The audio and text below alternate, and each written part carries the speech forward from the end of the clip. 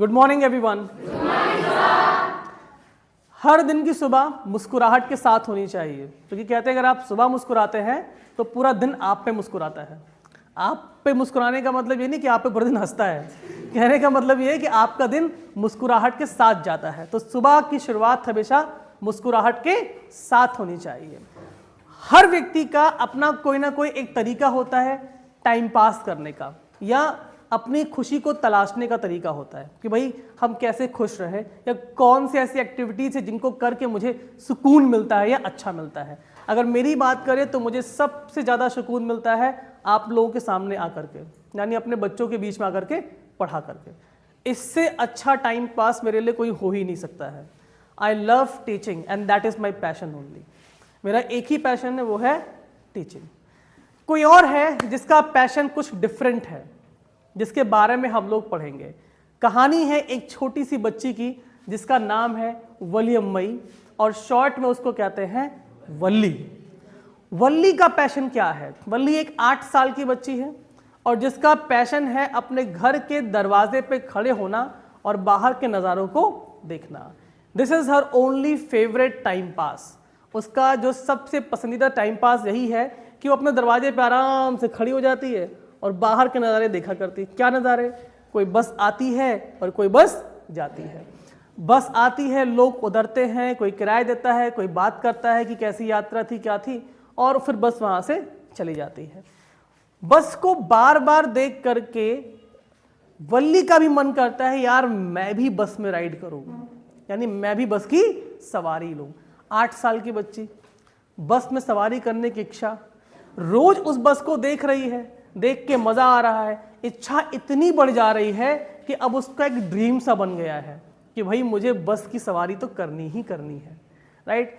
एक चीज़ ध्यान दीजिए, लाइफ में जो काम आप पहली बार करते हैं ना, उसका मज़ा ही अलग होता है। छोटी छोटी चीज़ों से खुशी निकालना ही ज़िंदगी है। ज़रूरी नहीं कि हमें कोई बहुत बड़ी चीज़ मिल जाए। जब छोटी छोटी चीज़ों में आप खुशी ढूंढने लगे ना, फिर आपको लाइफ का मज़ा आता है हर छोटी चीज़ के लिए। राइट? याद करिए बचपन की वो पहली राइड जब हम लोगों ने कभी टांगा पे चले होंगे, या हम कभी मोटरसाइकिल पहली बार जब आपने कभी चलाई होगी, या आपने फर्स्ट टाइम साइकिल चलाना सीखा होगा। राइट? या आपके घर में पहली बार मोबाइल फ़ोन आया होगा। राइट? या कभी आपने पहली बार लैपटॉप पे अपने हाथ आजमाए होंगे। तो कहने का मतलब है छोटी छोटी खुशियाँ आपकी ज़िंदगी में बहुत कुछ बेहतर करती हैं और हमें उनसे बहुत ज़्यादा खुशी मिलती है, सुकून मिलता है। पहली बार जब कभी आप, वैसे तो बचपन में जो कि आप जब नन्हे से होते हैं, मम्मी तभी गोदी में बैठाल के आपको पता नहीं कहाँ कहाँ के सफ़र करा देती हैं, कौन कौन सी बस, कौन कौन सी ट्रेन में, तो आपके लिए वो नॉर्मल हो जाता है कि भाई ट्रेन में तो बहुत बार गए, बचपन से जा रहे हैं तो चले जा रहे हैं। जब छोटे थे तो मुझे याद है कि जो ट्रेन की बर्थ होती है ना, तो मन करता था कि मुझे ऊपर वाली बर्थ में बैठना है। तो अक्सर क्या होता था, आप कैसे कहें, पेरेंट्स से कभी इशारे से कि ऊपर बैठने का मन कर रहा है। राइट? मुस्कुराहट के साथ में। अगर पेरेंट ने मना कर दिया तो बैठे रहेंगे, कुछ बोलेंगे थोड़ी, लड़ थोड़ी सकते हो, चुपचाप बैठे रहोगे, हाँ भाई ठीक है। और अगर कहीं डैड ने आपके या फादर ने आपको उठाया, गोदी में ऊपर बैठा दिया, तब बड़ा मजा आता है। राइट? चेहरे पे एक अलग सी मुस्कुराहट होती है कि अरे वाह, ऊपर बैठ गए। अब 2 चीजें हैं, एक तो बस वो ट्रेन हिल रही है, डर लग रहा है कि गिर ना जाए, लेकिन एक और क्या है, नहीं मजा आ रहा है, बैठे रहो, उतरना नहीं है। राइट? तो ये सारी फीलिंग जो होती है एक अलग ही लेवल की होती है। ये मजे बचपन में ही आते हैं, 55 में नहीं आते हैं। राइट? अब आपको ये मजे नहीं आने वाले कि हम बड़े हो गए, अब ट्रेन में ऊपर की बर्थ हो, नीचे की बर्थ हो, लेटे रहो, जल्दी पहुंचो, सफर पूरा हो जाए। राइट? तो कहते हैं हर एक मोमेंट को, हर एक पल को एंजॉय करना सीखो। जिंदगी में कब क्या हो जाए किसी को कुछ भी नहीं पता, लेकिन जो हो रहा है उसी में सुकून ढूंढना सीखो। राइट? उसी में खुशी को तलाशो और उसी से खुश रहो। वलियम्मई, उसकी भी सोच कुछ ऐसी ही है। उसे घर के बाहर खड़े होना, दरवाजे पे खड़ी होती है, बाहर के लोगों को देखती है जो बस से आते हैं जाते हैं, रोज देख देख करके उसका भी मन करने लगा है कि यार मैं भी गाड़ी में बैठूं, मेरा भी मन करता है उस बस में बैठ के जाने का, मेरा भी मन करता है बस की विंडो पे बैठ के बाहर के नज़ारों को देखना, मेरा भी मन करता है बस की ग्रर सी आवाज़ सुनना और बैठ के आराम से जाना। ये फैसिनेशन वल्ली के डिज़ायर में बदल गया, यानी अब वल्ली सिर्फ ये सोचती नहीं है, अब उसकी तीव्र इच्छा बन गई है कि मुझे बस में बैठना है। लेकिन कैसे? पेरेंट्स तो अलाउ नहीं करने वाले। कैसे? वल्ली रोज सुनती थी जो लोग आते हैं, जो लोग जाते हैं, पूरी हिस्ट्री ले रही है कि भैया पास वाला जो टाउन है, जो कस्बा है, वहाँ तक बस जाती कितनी देरी में है, वहाँ से आती कितनी देरी में है, यानी एक चक्कर लगाने में कितना समय लगेगा, कैलकुलेट कर लिया। किराया कितना है, कैसे पूछा, किसी से नहीं, सुन सुन करके, अच्छा इतने पैसे उन्होंने दिए हैं, कंडक्टर से बहस कर रहा है, उन्होंने इतने पैसे लिए हैं, सुन सुन करके उसने ये नोट कर लिया कि एक तरफ किराया 30 पैसा, दो तरफ किराया 60 पैसा, सब वल्ली ने जोड़ लिया। अब जब इच्छा तीव्र हो, कहते हैं ना जहां चाह वहां राह, जब इच्छा तीव्र हो तो आप क्या करते हैं, दिन रात उसी के बारे में सोचते हैं। और लोग कहते हैं जहां सोच वहां शौचालय नहीं ठीक है, पता लगा आपने कहा जहां सोच वहां शौचालय, ऐसा नहीं है, जहां आपकी सोच होती है आप वहीं पहुंच जाते हैं, राइट। अब वल्ली भी यही सोच रही है कि मुझे बस की राइड करनी, तो रोज जो पैसे घर से कभी कभी मिलते थे ना, कभी कभी 1 पैसा 2 पैसा मिल गया, कुछ रिलेटिव्स आते हैं जो आपको पैसे दे जाते हैं, ऐसा होता है ना, आपके घर में भी होता है कि जब रिलेटिव्स कभी कभी आपके घर आते हैं ना, तो जितनी घर वालों खुश होते हैं खुश आप होते हैं, क्यों, क्योंकि आपको उम्मीद है ताऊ जी आए हैं नाना जी आए हैं, जाते समय क्या करेंगे, एक नोट निकाल के तो पक्का देंगे, ठीक है। अच्छा, उस समय एक और खास बात होती है, जब वो पैसे हमको मिल रहे होते हैं तो उस समय हमसे अच्छा कोई एक्टर नहीं होता है, राइट। क्यों एक्टर नहीं होता है, हमारी कोशिश क्या होती है कि एक काम करना है, जब ताऊ जी या आपको नाना जी या दादाजी कोई पैसे, अरे नहीं अंकल जी, अरे नहीं, अरे नहीं पैसे नहीं, अरे नहीं पैसे नहीं, अरे नहीं पैसे नहीं, और आपका जो हाथ है ना वो आगे बढ़ता है, अरे नहीं पैसे नहीं, और फिर आप वो पैसे क्या करते हो, लास्ट मोमेंट पे आपको पता है कि वो देंगे और आपको लेना है, और वो आपकी पॉकेट, अरे नहीं, और फिर आप वो पैसे रख लेते हो, अरे, और लास्ट में बोलते क्या आराम से, अरे ताऊ जी क्या पैसे, क्या वो, और ऐसा बोल के पैसे अपनी पॉकेट में आप रख लेते हैं। अब जब पॉकेट में पैसे आते हैं, अब 2 थॉट्स आपके दिमाग में चल रहे हैं, एक कि यार कितने पैसे हैं, दूसरा अभी ताऊ जी चाचा साहब ने पैसे उठा के देखना तो सही है नहीं, तो एक काम करते हैं उनके जाने तक जी नमस्ते, और अब जैसे वो मुड़े तुरंत आप अपनी पॉकेट से पैसे निकालते हैं।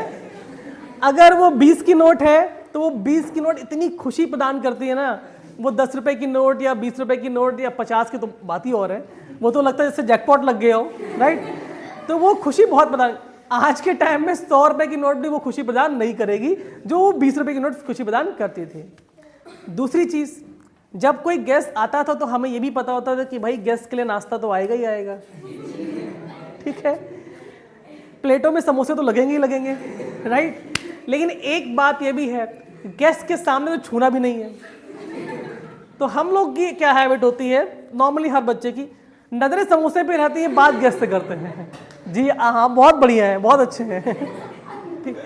और उसके बाद उम्मीद करते हैं जब वो गेस्ट जाएगा तो प्लेट में समोसा रखा रह जाएगा, राइट। और जैसे ही गेस्ट मुड़ते हैं जाने के लिए, हमारा हाथ कहाँ पे जाता है, बचे हुए नाश्ते के ऊपर। It is samosa, it is peda, barfi, anything, हमारा हाथ वहीं पे जाता है। अच्छा, एक और सबसे इंपॉर्टेंट बात, जब हम ये सारे कांड हो जाता है, गेस्ट चले जाते हैं, लास्ट में आपकी मॉम आपके पास आती है, कितने पैसे मिले, राइट। फिर माँ आपकी मॉम आपकी वो 20 रुपए की नोट, 50 रुपए की नोट, जो भी होता है, कुछ मदर तो कहती है बेटा रख लो अपनी पिगी बैंक में, अपनी गुल्लक में रख लो, कुछ मदर वो पैसे ले लेती हैं, उसको अपने पास रख लिया, आपको 2 रुपए पकड़ा दिए TDS काट करके कि जाओ बेटा तुम कुछ खा पी लेना, राइट। तो ऐसे वाक्य लाइफ में होते हैं। वो 2 रुपए का भी एक सुकून होता था कि चलो मम्मी ने 2 रुपए तो दिए, हमें तो पूरे पूरे चले जाएंगे, राइट। चलिए आते हैं वापस टॉपिक के ऊपर। तो वल्ली का सुकून क्या है, दरवाजे के कोने पे खड़े होकर के बाहर की चीज़ों को देखना, और वो जो ताऊ जी से नाना जी से पैसे मिले, जो मम्मी आपकी TDS काट के आपको वापस नहीं देती हैं, वो वाले पैसे उन्हें संभाल करके वल्ली अपने पास रखती हैं और इकट्ठा करती है बस यात्रा के लिए। चैप्टर इसीलिए खूबसूरत है कि कैसे 8 साल की बच्ची एक बस की यात्रा करेगी अपनी फैमिली को बिना बताए, चुपचाप, और वो भी पूरे एटीट्यूड के साथ। एटीट्यूड कैसा, पैसा है मेरे पास लेके चलो मुझे, राइट, फ्री में नहीं, तो इसीलिए जो बस कंडक्टर है और वो कहता है ठीक है मैडम, इसीलिए इस चैप्टर का नाम पड़ा है मैडम राइड्स द बस। तो उस वल्ली को मैडम किसने कहा? बस कंडक्टर ने कहा है। ठीक है, तो आइए पढ़ते इस चैप्टर को डिटेल में, बहुत ही मजेदार चैप्टर है। देखिए मैं सही कह रहा हूं, डिटेल चैप्टर है। चलिए, There was a girl named वल्लियम्मई who was called Valli for short। मैंने आपको पहले बता दिया, एक बच्ची का नाम वल्लियम्मई है जिसको शॉर्ट में हम लोग कहते हैं वल्ली। She was 8 years old and very curious about things। वो 8 साल की है और उसके अंदर उत्सुकता बहुत ज्यादा है, यानी हर चीज को जानने के बारे में, समझने के बारे में बहुत ज्यादा उत्सुकता वाली है। Her favorite time pass was standing in the front doorway of her house। याद रखिएगा, ये सबसे इंपॉर्टेंट है। वल्ली का फेवरेट टाइम पास क्या है? अपने घर के दरवाजे पे, स्टैंडिंग मतलब खड़े होना, इन द फ्रंट दरवाजे के सामने, डोरवे यानी जिसे चौखट बोलते हैं, दरवाजा जहां पे डोर लगा होता है उसे डोरवे कहते हैं। ठीक है, हर हाउस अपने घर के, ये वल्ली का फेवरेट टाइम पास है। 1 नंबर में अक्सर एग्जाम में पूछा जाता है, राइट, कि what was her favourite time pass. कभी कभी एमसीक्यू में और कभी कभी 2 नंबर के शॉर्ट क्वेश्चन में पूछ लेते हैं कि वल्ली का फेवरेट टाइम पास क्या है।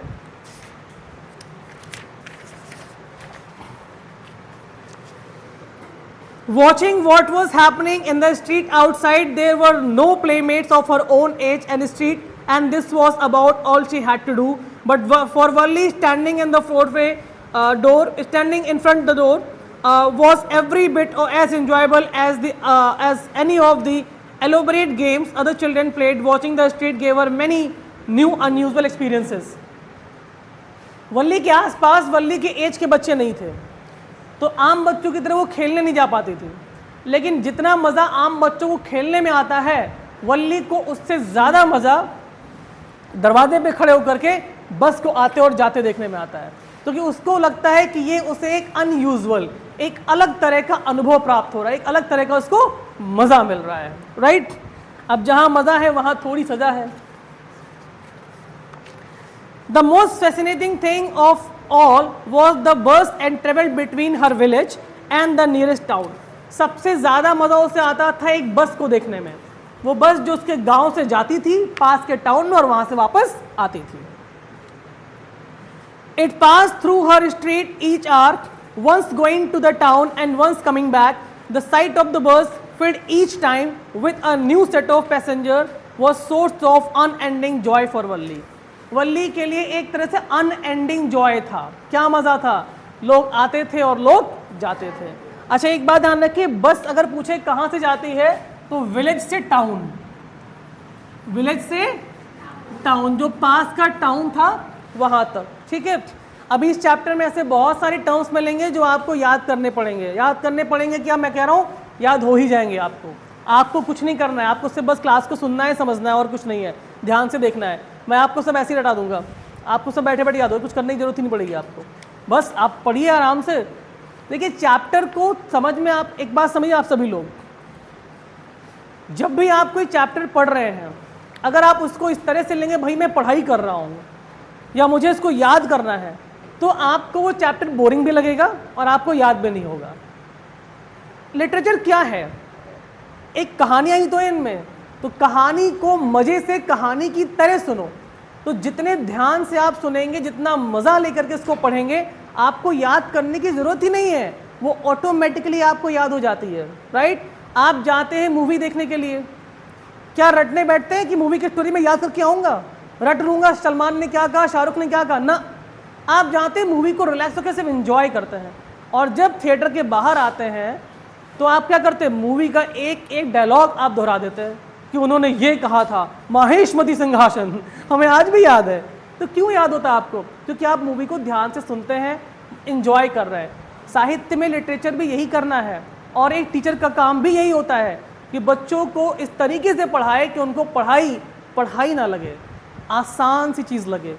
मेरी कोशिश भी आपके सामने यही है, मैं कोशिश करता हूँ कि आपको चैप्टर आसान लगे, याद करने की ज़रूरत ही ना पड़े, ऑटोमेटिकली याद हो जाए, right.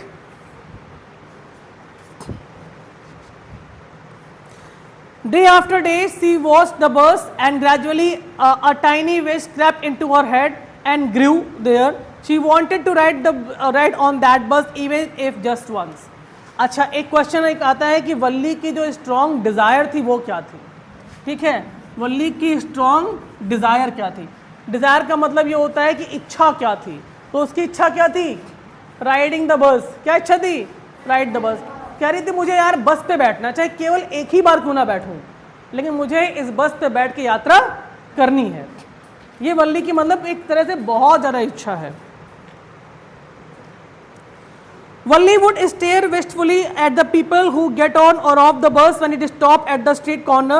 Their faces would kindle in her longings, dreams and hopes. If one of her friends happened to ride the bus and tried to describe the sight of the town of her, Valli would be too jealous to listen and would shout in English, "Proud, proud." Neither or she nor her friends really understand the meaning of the word, but they use it often as slang expression of disapproval. अब यहाँ समझिए, 8 साल की छोटी सी बच्ची, आसपास के उसके फ्रेंड वगैरह हैं जो कभी बस में सफ़र करते भी हैं, तो जब वो वल्ली से बताते हैं, अरे वल्ली तुमको पता है बस में गए थे, इतना मज़ा आ रही थी, टाउन बहुत खूबसूरत था, ऐसा लग रहा था हवाएं चल रही हैं, पेड़ भाग रहे हैं, वल्ली को तुमको मूड खराब होता था और वल्ली को बहुत जेलस फील होता था. Proud proud proud. अब वो लोग जो बच्चे थे, इंग्लिश का ये वर्ड प्राउड का मतलब होता है घमंड. उन्हें समझ में नहीं आ रहा है वल्ली कह क्या रही है, लेकिन अंदाज़ा लगा रहे हैं कि अरे यार वो उसको समझ पसंद नहीं आया मैंने बस के बारे में बात की, तो फिर वो लोग बस की बातें उससे नहीं करते थे, क्योंकि वल्ली को बड़ा बुरा लगता था कि यार देखो ये लोग तो बढ़िया बस में जा रहे हैं. उसको जेलिसी फील होती थी. क्या फील होती थी? जेलिसी, कि ये लोग बस में जा रहे हैं और मैं तो अभी तक गई नहीं हूँ. तो इसीलिए गुस्से में इंग्लिश का वर्ड बोलती थी प्राउड, 2 से 3 बार, प्राउड प्राउड प्राउड. तो अब जो बाकी बच्चे होते थे उनको लगता था कि यार क्या बोल रही है, लेकिन समझ जाते थे कि इसका मतलब यही है कि उसको हमारी बातों पसंद नहीं है, तो फिर वो लोग बातें वो नहीं करते थे.